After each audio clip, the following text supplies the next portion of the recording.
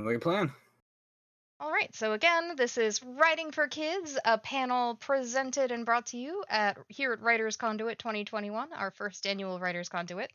We're all a bunch of writers who do stuff on Twitch, including streaming writing, and we came together as a community because we wanted to interact with each other more, have fun conversations, and share it with everybody.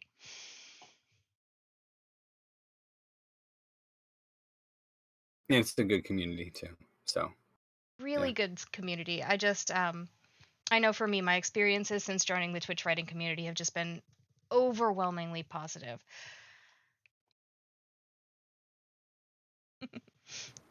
For the yarn! Yep. Sorry. This would indeed be my channel, and my raid cry is usually for the yarn because I do crochet while I write. That's my shtick. Very cool. Okay, so we are waiting for a raid from Games GM. So we'll not quite go into super depth of like topic stuff quite yet, but we'll babble a bit because hey, it's, the start of the panel and people are here. Yeah, it works. So all right.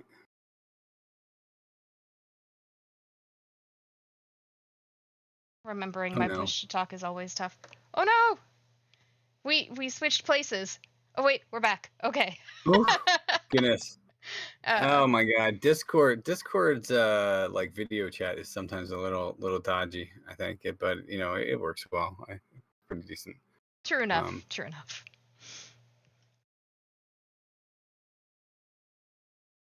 So let's just start off. Why did you? Let's see here. What made you want to write for kids? Let's start with that one, just as kind of an icebreaker. Yeah, sure. That's the top question on our list. Questions. So for me at least, I've always loved YA fiction. I've loved YA fantasy. I loved these. There's a very kind of distinct rhythm to the story, where in a world that's falling apart, these kids have the power to fix it. And they're stepping into adulthood and finding, new strengths and discovering who they really are. And I love that sort of balance of teen fiction, where it's a story of discovering the world, discovering who you are, all of that. So I actually went to graduate school at Simmons University, studied children's literature and writing for children. I chose that program because it had people who had gone to that program, who'd published fiction, picture books, all of that stuff. And I had amazing experiences that just deepened my respect and understanding for the whole spectrum of children's literature. Absolutely. Do you want to go next? Sure, go ahead. Sure. I basically went with what I call the Jack Sparrow approach to literature, which is, hey, I've never done something. Yeah, let's go try that. And then, just kind of have fun along the way. I went through NaNoWriMo a few times, currently working on a picture book, all for the sake of I hadn't done it yet. So I'm doing it. Nice. So I went about a little bit different route. So I'm a dad, and my son. Before actually, my son was when we adopted my son. My wife and I came up with this idea for a picture book that I wrote, and that I ended up getting edited, but I never published. And it wasn't until like about 2 years ago that I tell my son bedtime stories. So for me, when I came up with this random story about a mouse and a dragon and a picnic, and he loved it, and every single night he wanted to hear the same story. And I said to myself, you know what, I could probably expand this. So that's what I ended up doing. It was inspired by my son, inspired by the story I made up for him, and it kind of just grew legs and ran off on its own. I never really expected to, want to write or do kid lit, children's books at all. But that's definitely where this path has led me. So it's an exciting thing. So That is awesome. So one of the things that we wanted to do in this panel, and I'm kind of stalling a little bit because we're supposed to get rated, but at the same time, It's fine. Yeah. let's just go with it. And hey, if they miss stuff and they want to watch it later, they can hop into the video on demand afterwards. We wanted to kind of go over what are the subgenres of children's literature, because children's literature spans a child's whole childhood from 0 all the way to when they age out into adult fiction. Although some of us never age out into adult fiction. So Yeah, it's true. but regardless, we put together a few slides that kind of show the breakdown, the word counts, the definitions. Yeah, you want me to share my screen right now? Please do. Alrighty. And voila. Oh, wait, the wrong thing is big. There we go. There we go. The right thing is going to be big. There Fantastic. we go. Awesome. Oops. I hear some things in Discord clicking in and out. I didn't know if I messed something up, so just making sure. No, we're Aging here. sounds awful. Yes. Can you opt out? That's funny. I like that. Yep. Do you how do you want to go about this? I mean, because there it is. There's the raid. That's what you got. Everybody's waiting for. Hey, it's the raid. Awesome. Great timing. We were just about to define children's literature. So I can kind of go through and babble about it. Sure. Because, MA, MFA, so schooling. So board books are intended for little kids to start getting familiar with books. Often they are very, very durable. They're made out of thick cardboard. And sometimes they also have features that the kid can interact with, touch, feel, that kind of stuff. The idea being we put books in children's hands so they want to read. But there's an interesting thing. You'll get board books that were like, for instance, I've got examples, right? So like this is I Am Otter, but it's a board book, but it fits into the next category. So that's the interesting thing. Mm-hmm. There are indeed some picture books that get converted back into board books. Like everything by Eric Carle is a board book, even though it's a picture book originally. I notice sometimes, and maybe you can give me more definition, because I like to be just kind of off on my own direction. With children's books specifically, sometimes you play fast and loose a little bit, and it can be multiple categories along the line. Mm-hmm. Well, I think that was one of the things that I think that it's always interesting about kid lit in general, right? When someone talks about genre, right? When you ask someone who is writing, kids books, kid lit, they'll always tell you the level of books, right, that they're writing. Like I'm part of the SCWBI, which is the Children's Writers and Illustrators Society for Children's Writers and Illustrators, and everybody you ask about that will always identify genre with, like, for instance, picture books. If you write picture books, that's what you are. But they have a subgenre, like, for instance, sci-fi or mystery. But you don't get a lot of that in picture books. But go ahead. I don't want to, Steph. You No, let you you're talk good. about you share your expertise. You're good. Definitely backing off of that, there are definitely distinct categories, and depending on how deep you get into kid lit, you'll have people who are even more distinct and really specific about what they write. I think that it does tend to be a little bit looser with indie publishers and with self-publishers, that they kind of move between and sometimes write things that kind of defy the borders that standard publishers would usually expect. Monster at the end of the book. That would be a good one. I like that. That's a good comment. That could be definitely considered like a mystery book, picture book. It's like, I have some examples, but like I'm Otter, like Steph, you were saying that some of them are actually picture books, and then they get converted into board books. This is one we bought for my son. And there's stuff like Tractor Mac, or if you're interested in sci-fi books or fantasy books that are picture books, if you have someone who has a kid, Nobody Likes a Goblin's fantastic, and Earth, Space, Moon Base, fantasy and sci-fi respectively, are also fantastic picture books for kids. So, and that's what actually started getting me writing, because I wanted to do a picture book for my son that wasn't like Tractor Mac, and nothing against Tractor Mac. I love the author. He does great work, but you know, as a gamer and a sci-fi geek and fantasy geek, I wanted something that was, you know, a picture book for that I would also enjoy. But it's interesting, you know. Yeah, Sorry. definitely.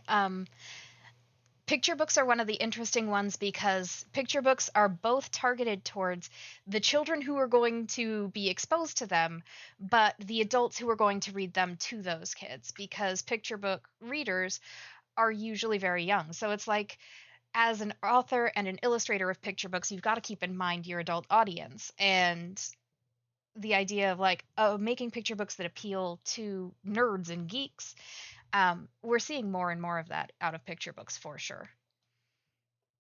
Let me go to the next one. Just yeah. Mm-hmm. Okay. Sure. All right, so early readers and chapter books are where you start actually putting the books into the hand of the kid to read independently. Picture books, as kids are getting older, they'll read to themselves too. Early readers tend to still be in full color and have more illustrations. It's like your classic Frog and Toad are friends. Elephant and Piggy is considered an early reader. Narwhal and Jelly is adorable. And then chapter books, the number of pictures ease off, the number of illustrations ease off, tends to be more black and white instead of full color. But it still tends to be pretty short, 6,000 to 8,000 words. We're still, you know, getting used to the idea of reading. Yeah, and there's like some good ones. Like I just actually bought this for my son. It's Dragon Masters. So I wanted to show an example, but it's you know, like what Steph said, you know, it has like black and white pictures, you know, but it's definitely a chapter book. It's longer. The text, the wording is a little more mature than like a picture book. But also there's so much more story to it compared to picture books and board picture books and board books. Mm-hmm. Yeah, definitely. The other chapter book that was pictured there is called Alvin-Ho. Alvin-Ho series is an absolutely adorable Asian American chapter book. Do recommend. Check it out. Super cute. So if you've got kids who read chapter books, Alvin-Ho. That's my pitch for that one. Middle grade is where you're getting into the longer fiction, 35,000 to 50,000 words, so about an NaNoWriMo novel size. Protagonists are usually in middle school or upper elementary school because the readers are in upper elementary school, and almost always in Kids Lit, your readers are going to be just a little bit younger than your protagonists. So if you're writing middle grade, your readers are probably going to be 4th, 5th, 6th graders, but your protagonists are going to be either in 6th, 5th grade getting out of elementary school or already in middle school. Because kids want to read about older kids who are cooler than them. It's true. Like, you know, and even middle grade though, and chapter books, if you're like, my son is 6, we read him these things like you know, like the Dragon Masters or like the Great Mouse Detective, or even, you know, middle grade novels. Wait, would you consider Harry Potter middle grade? I think, or is that YA? Yep. Well, Harry Potter is an interesting one because the series starts out middle grade, and then I would say around book 4 is where it really switches to having more of a teen fiction tone. It ages with its initial readers. Yeah, and that's a fantastic idea when it comes to like building your audience. I mean, because we've read him, you know, Harry Potter, and he loves the story, but you know, even so.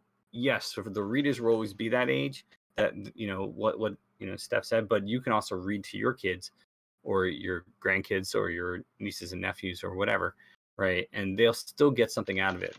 A lot of times that, like, for instance, some of the words might be a little more complex, but you know, my son's pretty inquisitive, so he's like, well, what does that mean? And we have to kind of sit there and stop and explain to it, and then he constantly uses that word afterwards, because he's 6.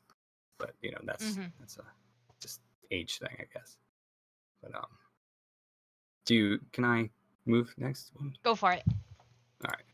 And There you go. then teen fiction or young adult fiction is still a little bit longer, tends to be between 40,000 and 70,000 words. You'll notice that in fantasy and science fiction, because of the world building elements, it can get up to 100,000 words, or if the author is already popular, they can start to push that upper border up. Um, Teen fiction, where middle grade fiction tends to be more of a home away home story, where the kid leaves, has an adventure, then comes home safe to their parents, or they're learning about friendship and like their friendship has a problem, but now they're going to resolve it and they're going to have popsicles together at the end. Teen fiction tends to be more of the leaving home and growing into an adult. And this is also where the artwork, like the black and white artwork, kind of falls by the wayside, I think, as well. Like in most young adult YA novels I've seen, and correct me if I'm wrong, but like you won't get any of the black and white artwork that you get from chapter books up. This is where it kind of starts being formatted and more looking like an adult novel. Yep, that's really true. At this point, if it's young adult and it has pictures, it's probably a graphic novel. Yeah, no, that's a good point. Absolutely. So I mean, that's the last slide. The one thing I do kind of want to say is that, and I was talking to some screenplay writers recently, that picture books and specifically board books and picture books, it's more tell don't show, right? Tell don't show instead of show don't tell. After that, it's more show don't tell. As far as your style of writing, because again, with picture books and board books, 90%, maybe 85% of the story is told inside the artwork, right? So it was something that when I started writing a picture book series, that an editor had actually brought up to me, is like, look, most of this detail you have in here needs to be cut out, because again, it's all going to be in the artwork, right? So that's where picture books and board books kind of differ, from easy reader chapter books, mid-grade novels and up, right? And I think that's it's something to consider if you're going to look into writing something as early as a picture book. You have to tell, not show, right? It's a flip from what you normally do. So. Yeah, for sure. Let's go ahead and flip the screen off, and I'll switch back over to where it's just us pictures. Sounds good. Beep. Oh, yeah. So Sudian says, having read Lord of the Rings when I was 6, these assumptions of maturity, suitability, and content trouble me. The books I loved as a child, I still love as an older adult. And Lord of the Rings was actually written as, The Hobbit was written more or less, it's considered middle grade, YA-ish, but because it is something that lingers, it is, it's one of those books that sort of defies all of those expectations. I read it the first time in elementary school as well. And one of the interesting things, especially I think about science fiction and fantasy, is that when it comes to science fiction and fantasy, we tend to start reading books that are meant for adults, us nerds do, when we are tiny kids, because that's what we want to read. We want to read about dragons. We want to read about unicorns. We want to read about cool stuff. So, yeah. Absolutely. I mean, I kind of agree with Sweden, because I think one of my favorite, like for me, I'll still read Broken Sky. That is very young, but I just like how everything, if you ever read it, it's a Chris Wooding series, and it really kind of, if you ever want to like build a scene, I think he does it magnificently, even if it's, so short of a book. You read it and you honestly feel like you're there, and even for so few words, that's a really nice skill to have no matter what you're writing. Yeah, definitely. It's That's also where I see some people will miscategorize middle grade books as YA books because they think they are really mature, but the writing is, deep and heartfelt in middle grade fiction just as much as in teen fiction or adult fiction. It's just that the conflicts that the characters are going through are more specific to those age groups. All right, I have a question. Where would the Babysitters Club and Animorphs rank on this? Technically middle grade. And Interesting. people would look at me crazy and say, how in the world is Animorphs middle grade? But you look at where it's marketed to upper elementary school students. It's middle grade. Right. And I'm sorry. I may have. I should have said it may have been a little bit of a curve, but No, you're good. You're good. Because, like, Animorphs is the perfect example of that, right? This is a book series. If you don't know Animorphs, it's a book series about 5 kids who meet an alien who gives them morphing technology to be able to turn into animals in order to save the human race from an alien invasion. And it was like, it had no problem whatsoever with going in hard with war is hell. Like, that is the overarching theme of the whole series. So middle grade books, even picture books, they're not necessarily dealing with, like, oh, it has to be super innocent. It gets real. Yeah, that's true. It's an interesting conundrum, I think, when you're trying to write something like that. And it's also it's also difficult too when you're trying to break into one of these genre categories, but also keep into the another genre like sci-fi, steampunk, whatever, right? I mean, some of the books that I'm currently writing is steampunk based, and it's picture books, and I have a mid-grade novel I'm working on, but it does get real because you talk on different topics, right? It's kind of confusing at first, but Yeah, totally. for me, I always thought like the Babysitters Club and Animorphs were like the same side or different sides of the same coin.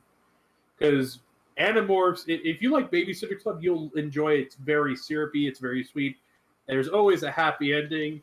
And then there's Animorphs, where it kind of looks at you and go, oh, you wanted a happy ending. Here's a bunch of salt to rub in your wounds. Sorry about your luck. Yeah, but then sometimes Visser 3 gets sprayed by a skunk and they trick him into thinking the solution is to bathe in grape juice. So, it has fun too. Oh, absolutely. So we mentioned real without having sexual intimate content. I think what you really get into the not heavy relationship stuff, but almost like the teen relationship type, like, I guess yeah, the word is totally out of my themes. When you get to YA in middle grade, you don't get those type of themes, but you can get, for instance, like if you look at the Last Kids on Earth series, right? I have it down here. That's the reason I was grabbing it. The main character has a love interest, but it's innocent. It's not like, it's kind of like holding hands type, like innocent. It's not, those themes aren't really heavy, but they do have complex situations like that. You're still doing it. It's not real. It's getting to a point where they're about to break into the YA stuff. For sure. One of the things that kind of complicates that is the primary purchasers of YA fiction tend to be women in their early to mid 20s. And because of that, those women who are in college or just out of college want some sexual content in their book. They want some spicy romance, right? Give me that heat. And so because they're the ones who are buying it, then publishers think, oh, that's what people want. And then the teens who are reading it are like, I'm not ready for this. I don't want that in my story yet, right? And so teens tend to read differently than the people who actually buy YA, and it creates this whole weird conundrum in upper kidlit. Would it be called Schrodinger's YA?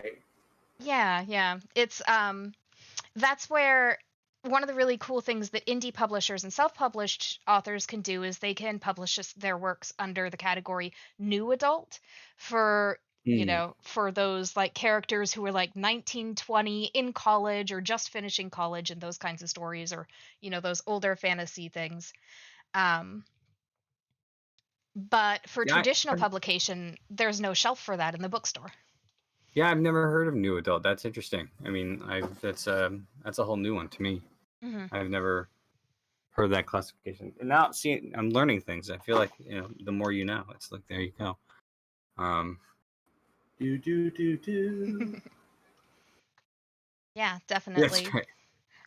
So we talked a little bit about the different categories. One of the questions that we had written down that we wanted to cover is like, what are some of the unique challenges in writing for kids that you've had in your writing process? Some of the challenges you faced and you've, overcome. So let's talk challenges. Who wants to go Okay, first? I'll jump in. Go ahead. Balancing the line of how mature do you want to go? How deep do you want to explain? Because, for example, for the children's book I'm writing and I'm illustrating that, it's just about a snake trying to learn to fly. Pretty simple stuff. You can swing that over the plate, so to speak. Let's keep going with the sports analogies. It's what I know how to do best. But then, and I'm sure some of you may have also had the same experience, the higher you go up, there's almost like a way where you can trap your foot on the other side. You can go a little too far. And for me, it's kind of gotten back to the point, can I explain it to someone in that age group in 30 seconds or less? If I can do it, great. I'm probably on the right side, but it's kind of a rule of thumb. I don't know about you, but that's how I played it. Mm-hmm. I mean, I think it's an interesting comment, right? As far as like the putting your foot on the other side. I mean, if you're going into the path of traditional publishers, they'll probably want to keep you within the expected genre expectations, right? So, but as far as self-publishing, I think people can like if you're going to touch on something, the next type of book, level of book, those type of themes, you can do whatever you want, right? I mean, I think you still need to be generally careful of subject matter depending on the level of book. Well, that said, if you look at Go to F to Sleep, which is a genius book that you would never read your kids, it's in that category, but it's or in that word genre, but you would never, well, I don't know, maybe some parents would read it to their kids, but I wouldn't read it to my son. You're going beyond that boundary, right? Like you're saying, Mm-hmm. but it's still within that level and word count that is expected, I guess. So Yeah. The book that makes me think of is published by a small publisher, Lee and Low Books. Lee and Low Books primarily publishes own voices and diverse fiction. Really great publisher. Check out their stuff. But there's a picture book by Zetta Elliott named Bird, and the subject matter of this picture book is the protagonist Bird. He loves to draw, but he's dealing with two traumas in his life. His grandfather passed away, and his brother is a drug addict. And so you've got this picture book wow. with these serious, heavy problems, and it's a kid in elementary school going through this stuff. And there are kids in elementary school going through this stuff. So this is something that like a big publisher probably wouldn't take a chance on, because like, Right. oh no, we need to publish for the parents who are buying these books and they just want to preserve their children's sweet innocence. But you go to small publishers or indie publishers, and all of a sudden you can start finding books that target those really difficult topics in a way that makes it approachable for children. Yeah, I mean, I think some of the challenges I've run into though have been adapting, right, to the different formats. Like when I started writing this picture book series, which I kind of put on hold because I'm not an artist. So if anybody's an artist who wants to do some artwork, I would definitely love to talk to you. But regardless, it is it was basically the word count and, trying to figure out, there you go. Right. Trying to figure out exactly, how to write a picture book, because it's completely different from writing adult novel or even YA or anything else. You have to adapt to the 1,000 words that you're limited to at max, right? And majority of the time, publishers will cut that to maybe 150. From what I've talked to editors, right? So you really have to make sure that you're telling a full-fledged story within those words. And like I mentioned before, when we were going through the genre list, it's more tell, don't show, because a lot of your show that you would put into a traditional book would be put into the artwork, right? The story is there, but you also can do some really interesting things, like sneak things into the background of a picture book that are hints to other pieces or even Easter eggs, which is kind of cool. But for me, doing that, like, picture books was a huge challenge, because I had to really adapt to what I was used to writing, which is more adult flavored, fiction. Yeah. Here, I will hold up an example of that interaction Yes, of right. text. Anything you Right. can So, see, so like the like books here, themselves, like this the words. caption. hmm Oh, right. Push to talk. So like the words say one thing, like it's this big, tall boot, but you look at the picture and you're like, that's not so big. But for a turtle, and this book is about a turtle who misses his owner, who goes to Yeah. school for the first time. It's adorable and I love it. But for a turtle, this is huge, and it's this giant obstacle that he has to overcome. But for us looking at the picture, we're like, look at that tiny turtle in a normal size room.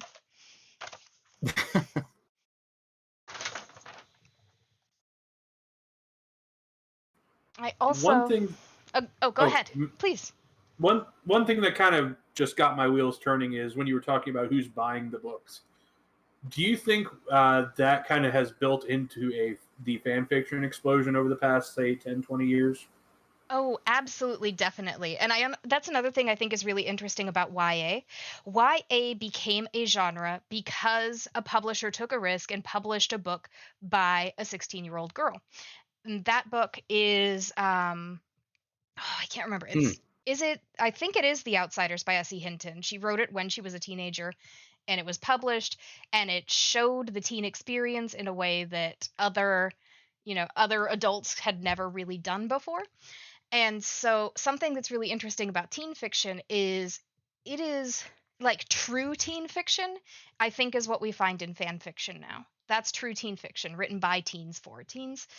What gets published is what people buy. And so big publishers are publishing, that kind of, like I said, the stuff that the 20 somethings are buying, or the stuff that librarians and teachers are buying because they think their kids will want to read that. No, you think Aragon, like, I mean, again, Mhm. he published that when he was 16. I'm absolutely Oh yeah, 100% that is jealous of him, but that would be considered YA? Yeah. Or, okay. Yeah, that one, sometimes you see it shelved more in juvenile fiction, sometimes you see it shelved in YA. Okay.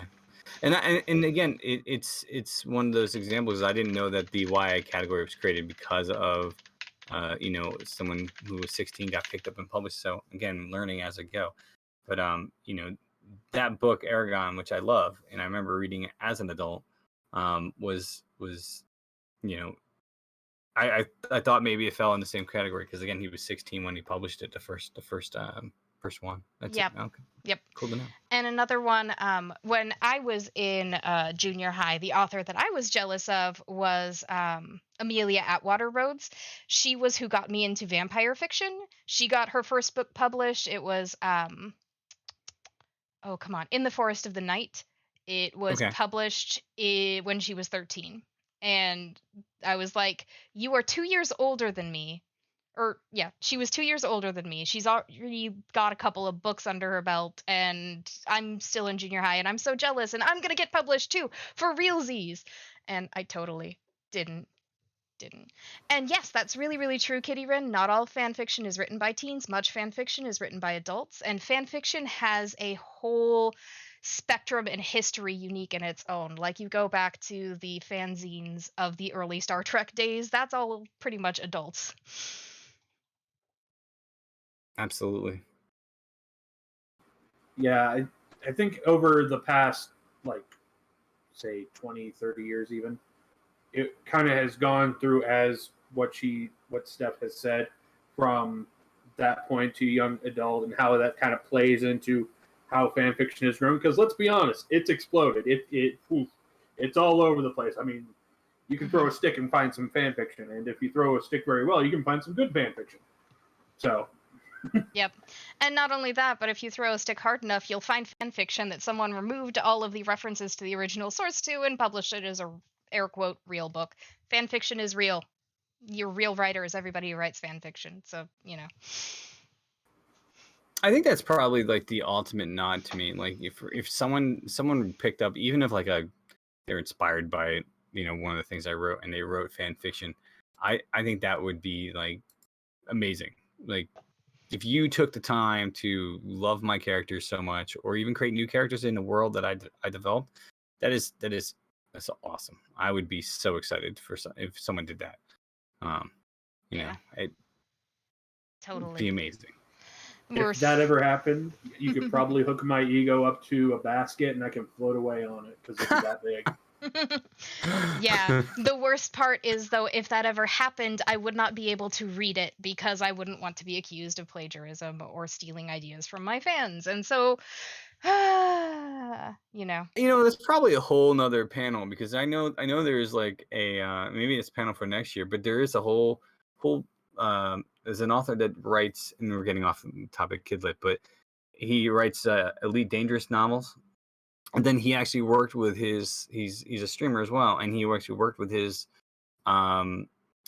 chat to publish an anthology of stories that in a universe he created. So he published it, right, and put it out there for free. But it was kind of a really cool concept. And I'm sorry, I know I'm getting off. I'm ADHD, so tangents are my life. We all went tangents are my life. Choo, and that's all good. So coming back to the question we were on, unique challenges in writing for kids, I think that for me, the particular challenge is so for me, my particular challenge is, honestly, I'm aromantic, asexual, and I like to write teen fiction of the type I would want to read as a teenager. And YA slants really towards that romance. You're going to find so many love triangles. And so for me, the really unique challenge is, like, I know what sells and I know what I want to read.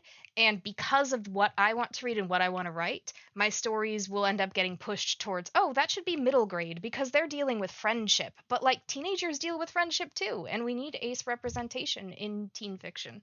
So finding that way to make sure that my stories are mature enough that they are absolutely anchored in YA, even though my characters are dealing with issues of friendship, which is a typical theme of middle grade, is, my personal challenge. I know we went off of it, but you actually, when you brought up fan fiction, Vampire the Masquerade, the White Wolf Studios, they actually have something called the Storytellers Vault. If you write fan fiction, you can publish it on their website, sell it, and they're okay with it. Mm-hmm. Yeah, I mean, again, I have an entire collection of White Wolf stuff, Vampire Masquerade books from like the early 90s over there that I haven't played in a long time. But again, we're getting off on a tangent. So right. Yep. Anyway, back to the real thing. Sorry, guys. You're all good. So that next question that we had written down is, what are some of your favorite things about writing for kids?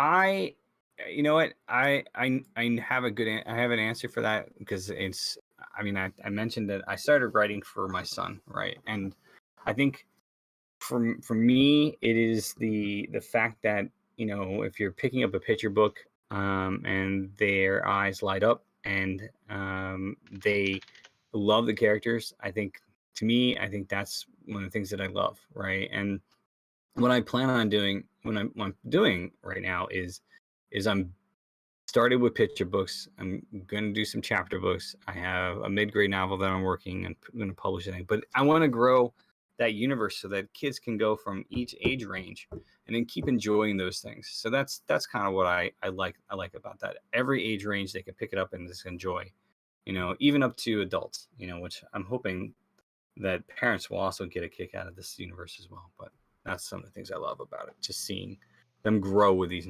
books and the type of books in the universe that I've created. So Yeah, that's awesome. For me, honestly, it's honesty. It just seems that the younger you go, there is a frankness that sometimes as adults we tend to lose. And it's just nice to go back at point A, point B, and just have it. But it's almost refreshing in some cases where you see how, pardon me for just a moment. I have a hack.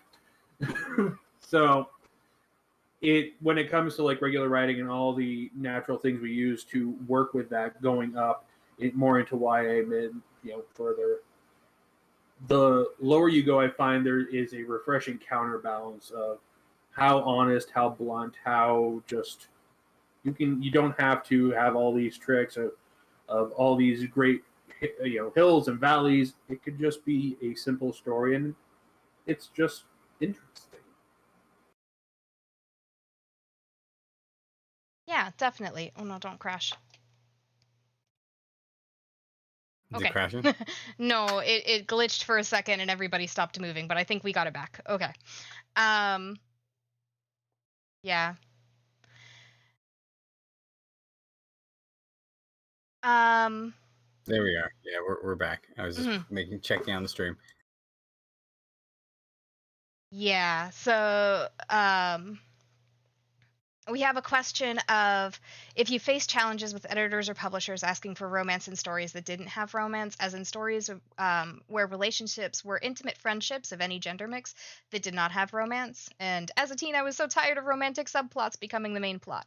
So I'm not far enough in my publishing journey to have encountered that yet, but I've heard enough stories from people who have that I know that's going to happen for my YA. Either I'm going to be told, no, you need to edit this, make it shorter, and have it go in the middle grade category, make the characters younger, age them down, do a bunch of changes, or you need to add some romance subplot. So I've heard those stories from people who go traditional publication, and that's one of the things that makes me consider more self-publication or indie pub. Well, I think it also depends on the genre, right? I mean, YA, you'll probably get that question, but you'll never get this if you're writing for younger kids, chapter books, mid grades, and picture books and etc. You'll never get that question. Although it is absolutely writing those younger books, picture books, etc. Up is probably most likely picture books, chapter books, and even mid grades are probably the hardest things to break into because there are a lot of people that are doing it. You have to have something like that, but you will never get that romantic question for that. YA most likely, right? If you're doing something going down that line. So Yeah. And I mean, that's exactly it. What Kitty Wren just said. When I was a teen, the last thing I wanted was a romance that had obviously been shoehorned in. And that was me 100%. And that was a big reason why I kept on watching cartoons that were meant for younger kids. And one of the reasons why I really, really love the She-Ra animated series that just came out is that it is so friendship centric. And if I had been a teenager when that She-Ra came out, I would have been just yeah. That was a good series, actually. I enjoyed watching that. Having watched the original, it was like, oh, this is refreshing. So. Yep. And then meanwhile, you've got the flip side teenagers. I've got friends who, they were raiding their parents' shelves or going into the adult fantasy section and grabbing the books with the hot and steamy scenes. And their parents wouldn't care because, hey, they're reading a book. It has a dragon on the cover, so it must be innocent, right? Right. I think for I me, think that face will just sell it all. Sorry. nah, you're good. Pulling back to the question since I didn't answer it yet. One of my favorite things about writing for kids is that you can be absolutely ridiculous. And I love it because it means that you can incorporate humor and humor elements and go all out crazy and have a lot of fun with the story. And at the same time, you can also go really deep and serious and you can have really powerful emotional highs and lows um, because you're able to goof around and play. Animorphs is the perfect example of that. Go read Animorphs.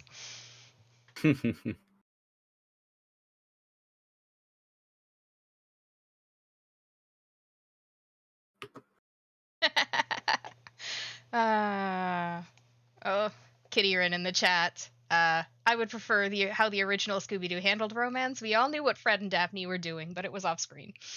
I like that. That is great. Yep. That is pretty amazing. And that's something Yes. you definitely see in kids' cartoons that adults are going to have to endure watching over and over and over again, is you'll see those little adult jokes or those little adult references, and you're like, I know what's going on here because I am an adult. And it makes it slightly more, tolerable, while your kid doesn't get it at all because it's flying over their head. Well, I think that's what I think DreamWorks made a mint on with the Shrek and I think a lot of Mm-hmm. I think they were really good at doing that. And Disney kind of followed suit after they realized that it was something that adults really enjoyed as well. And seeing those little tidbits that were in there just for them. But yeah, no, I think that's. Yeah, definitely. And up one comment, Siobhan says, if I wanted romance as a teen, I would read my mother's books or get my own from the library. And yeah, exactly. That's one of the fun things about being a reader as a child is your freedom in the library. That when you were a kid and you love to read, the librarian's not going to stop you from checking anything out. And half the time your parents aren't going to stop you from checking anything out because they're not going to be, reading over your shoulder constantly.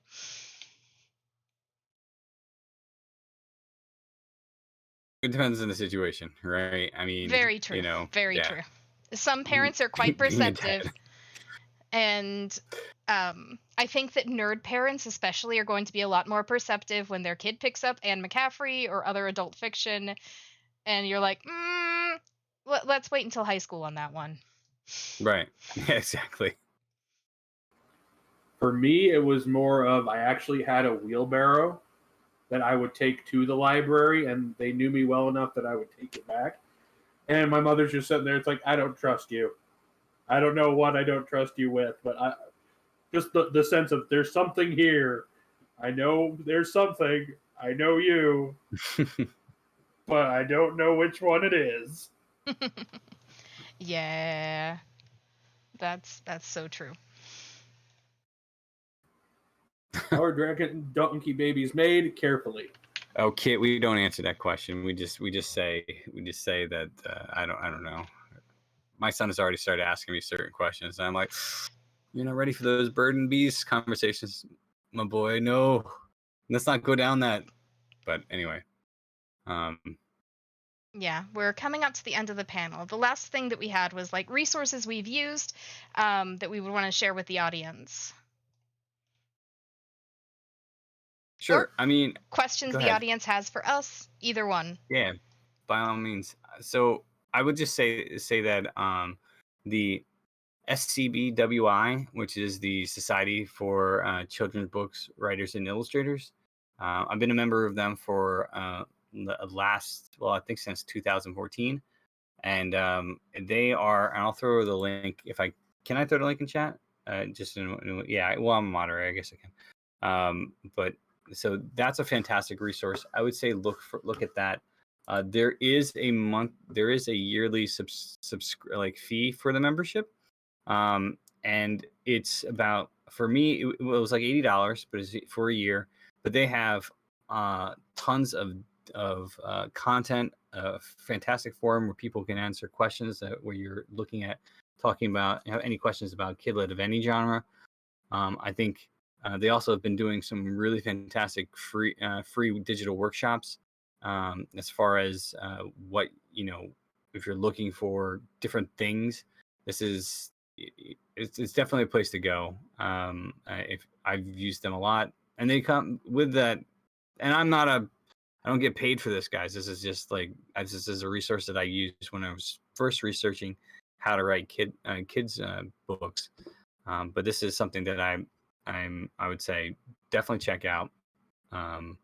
Or if you're interested, just ping me. I can give you some of the resources that I know that they've kind of provided as well. So, but or if I have any questions. For me, I don't have anything writing wise, but for anyone that wants to do illustrations like more in house and they want to work on their art game, Krita is a pretty good program to work on. It's free to use. You can do a lot with it if you spend the time with it, but to just do a 1200 by 800 just to kind of get your ideas on a screen, I find it's really receptive. So it's free, the price is right, and it works well. What can you expect? Free is good, right? I mean, the only other thing I would say as far as like resources is if whatever you plan on writing, if you're going to write a picture book or if you're going to write a mid-grade or anything else like that, any one of the other genres, I would say go and go to your library and pick out a bunch of things within those categories and read them, because you get more experience by reading those things. You will get more experience and knowledge about how they're written, right? I mean, I recently bought a bunch for my son that that I've read, he likes, and I've been reading because, again, it gives me more knowledge, about how they're written, how they're formatted, etc. So I think those are fantastic resources. So. And they're free. Kitty Rin, in response to your story, the reason that they had those books is because they had librarians who understand that librarians are supposed to provide access to books for the readers, and the readers will self-select the books. Then at an elementary school level, you've got the parents with the PTA who notice those books and go, and censor the librarians. So that would be why. In my major, I interacted with a lot of librarians, and there was a lot of discussion around that element of parents wanting to censor a lot more content than kids want to.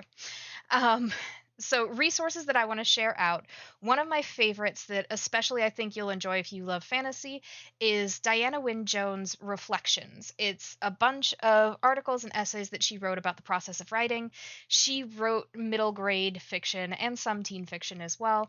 She is an amazing fantasy writer, and if you haven't actually read Howl's Moving Castle, if you just watched the movie, it's a good book. Read Howl's Moving Castle and the sequels. And if you haven't read the Chronicles of Crestomancy and you love Doctor Who, read the Chronicles of Crestomancy. So Reflections by Diana Wynne Jones. I'll type it in the chat.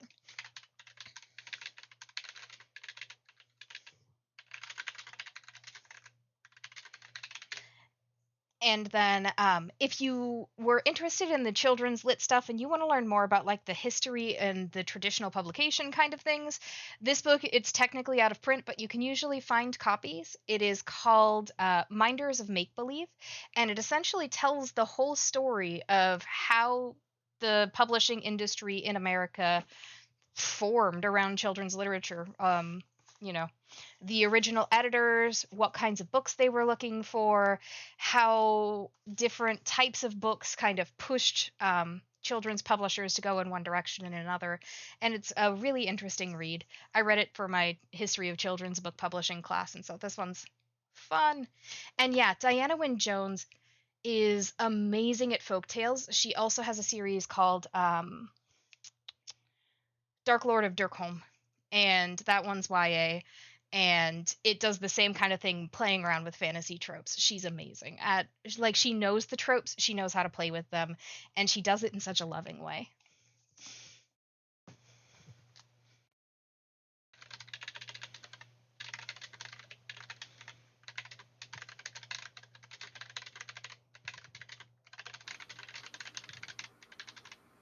This is like the first time I've heard Howl's Moving Castle even had a book, so I'm just it's a good one.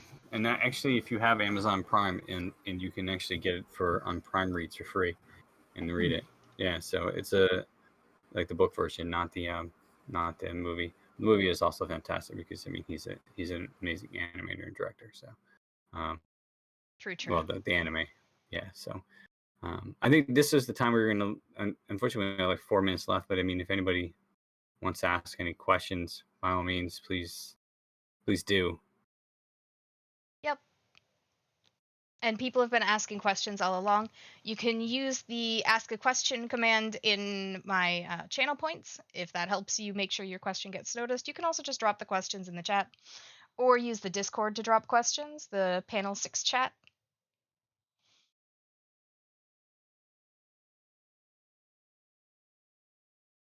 Or if anybody has any questions, because I know we're running out of time, and you can always find us in the CONduit page. Has some of our social media stuff.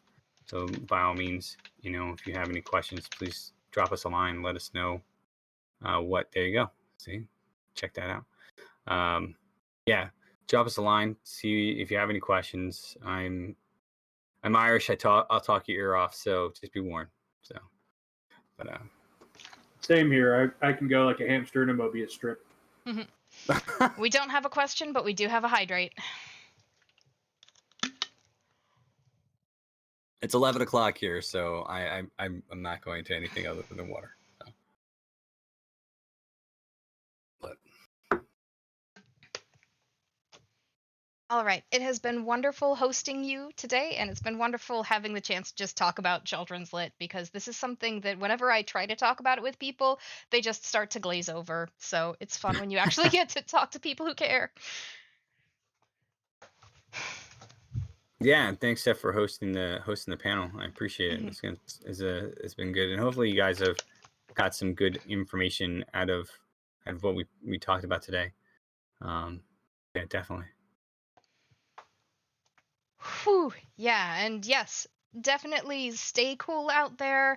Whatever coast you're on is having a heat wave, so all of that stuff. Let's see.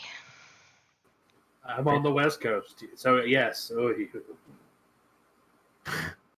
Who are we rating someone after this? We're rating the next people. Yes, indeed. I was just grabbing that information. We'll be rating Story Girl for podcasting. Oh, very nice. Going over to my ending screen, so our faces have vanished from the screen, but you can still hear our voices. You can see the day 2 schedule there. We will be rating Story Girl. And thank you for joining us. Also going on at this time, there's going to be a panel on Game of Tomes, which Game of Tomes is an amazing experience that goes hand in hand with National Novel Writing Month. So check that out if you're interested in writing challenges. That's a good panel to go to. And track 3 has a panel on apps for writers. So there's other cool apps to go to, and there's a chill and chat stream as well. So you can go whichever direction you want to go to, but we're going to get this raid set. Cool.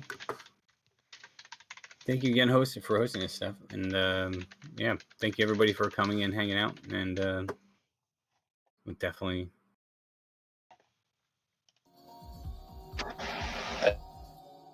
Again, so.